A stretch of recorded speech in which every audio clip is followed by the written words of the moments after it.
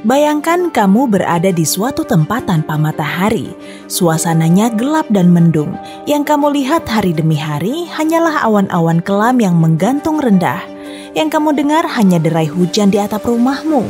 Setelah beberapa minggu tidak terlihat langit cerah, kamu sadar telah terjebak di tempat paling basah di bumi.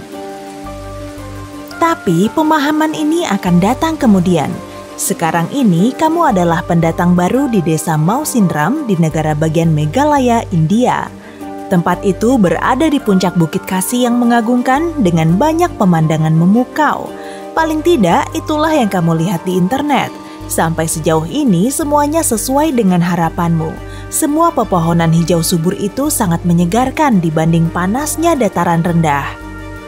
Kamu akan lebih menikmati tempat itu kalau saja tidak selalu turun hujan deras. Ini membuat seluruh petualangan terlalu basah. Tapi ya separah apapun hujan, pastilah ada berhentinya barang 1 atau 2 hari kan? Tapi kamu akan menganggap dirimu begitu naif dan optimis jika berpikir demikian. Kamu akan tahu kebenarannya, tapi nanti tunggu saja. Saat ini kamu sedang berdiri di pintu pondok yang kamu sewa. Kamu sudah menemukan fitur menariknya. Ada rumput yang mencuat dari tempat-tempat paling tidak biasa di seluruh konstruksinya. Yang lebih aneh lagi, rumput sepertinya membuat rumah kecil itu kedap suara hujan yang memekakan telinga. Kamu penasaran sekali, apakah memang hujan biasanya seburuk itu di wilayah ini? Tiba-tiba kamu melihat sesuatu yang belum pernah kamu lihat. Ada sekelompok pria berjalan melewati pondokmu. Sebenarnya tidak ada yang aneh dengan itu, tapi bukannya melindungi kepala dengan payung, mereka membawa konstruksi unik.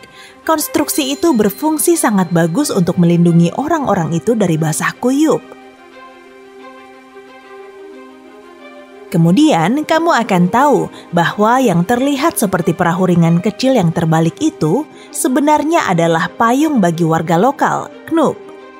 Terbuat dari daun pisang dan bambu, benda itu sangat populer di sini. Knoop dipakai di kepala, bukan di bawah. Ini memungkinkan orang menggunakan kedua tangan saat bekerja dan melindungi mereka dari badai hujan dan angin kencang. Tapi kamu menjadi lelah menunggu hujan berhenti dan memasuki rumah. Kamu merasa lelah setelah perjalanan. Semoga saat kamu bangun di pagi hari, sinar matahari adalah hal pertama yang kamu lihat besok. Beberapa jam kemudian, kamu sadar, mungkin ini saatnya menurunkan optimismemu. Saat kamu membuka mata, di luar masih mendung dan hujan tetap mendera atap rumah. Kamu melihat keluar jendela. Wah, di mana semuanya? Kabut tebal menyembunyikan pepohonan dan bangunan terdekat dan bahkan jalanan di depan rumah. Atau kamu berada di dalam awan. Bagaimanapun, itu telah membuat sekelilingmu tampak misterius dan seram.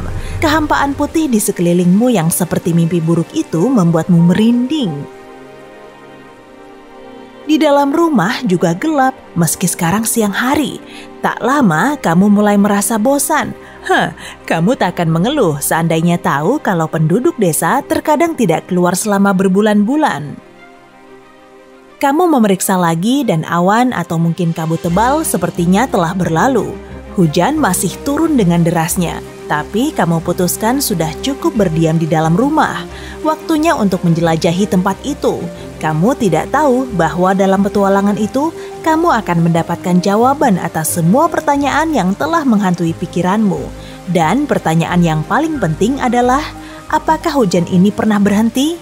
Hati-hati, mungkin kamu tak akan menyukai apa yang akan kamu ketahui. Mungkin ide yang buruk. Pikirmu setelah payung tiba-tiba terbang dari tanganmu dan guyuran air dingin dan tentunya basah menyirami punggungmu.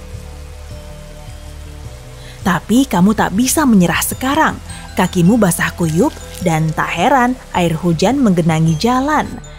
Di beberapa tempat, kamu harus menaklukkan genangan setinggi mata kaki.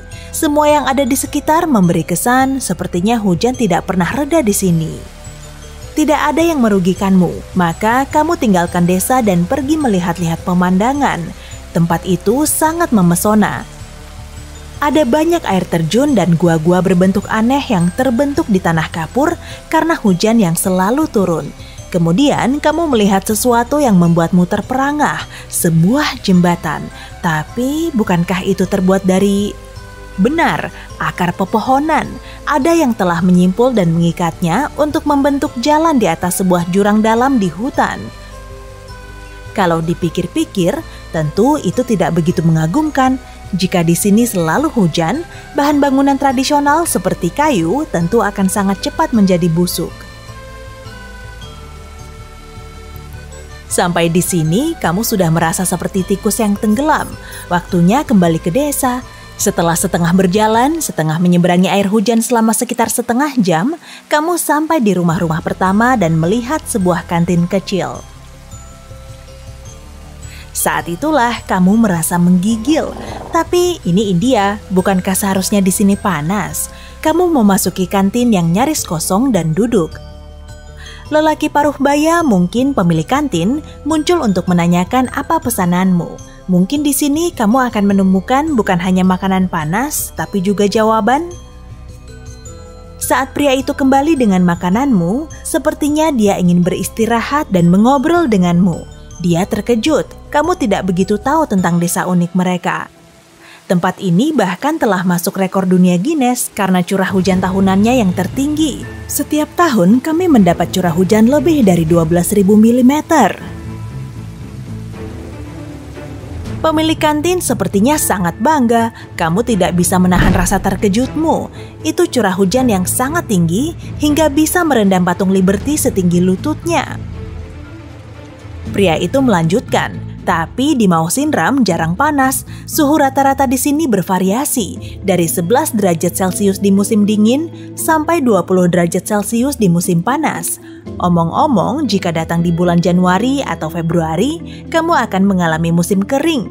Oh, bagus. Siapa sangka kamu akan datang ke tempat ini di musim dingin.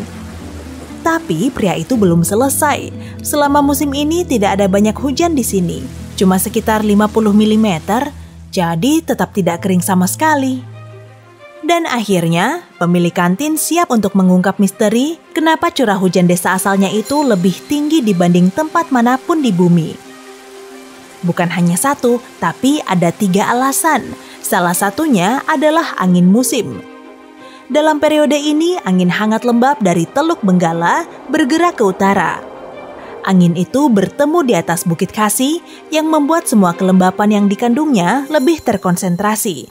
Dan karena Bukit Khasi membentang dari timur ke barat, angin berakhir tepat di jalur udara yang berasal dari samudra. Selama angin musim, angin kencang menarik udara laut yang lembab ke atas bukit dan memasuki atmosfer atas. Itu juga penyebab curah hujan yang begitu tetap. Ada kekaguman dalam suara pemilik kafe saat dia menyelesaikan pembicaraannya. Di sini memang sering sekali hujan, itu benar. Aku masih ingat waktu itu saat angin musim berlangsung selama 2 tahun dan hujan tidak pernah berhenti sama sekali. Jika itu terjadi, tidak ada yang bisa dilakukan kecuali menunggunya berlalu. Tapi kami sudah terbiasa. Cepat atau lambat, kamu juga akan menjadi terbiasa. Hey, jika kamu belajar hal baru hari ini, klik tombol suka di video ini, lalu bagikan pada teman-temanmu. Inilah beberapa video menarik lainnya yang bisa kamu tonton. Klik saja video di salah satu sisi layar. Dan ingat, tetaplah di sisi terang kehidupan.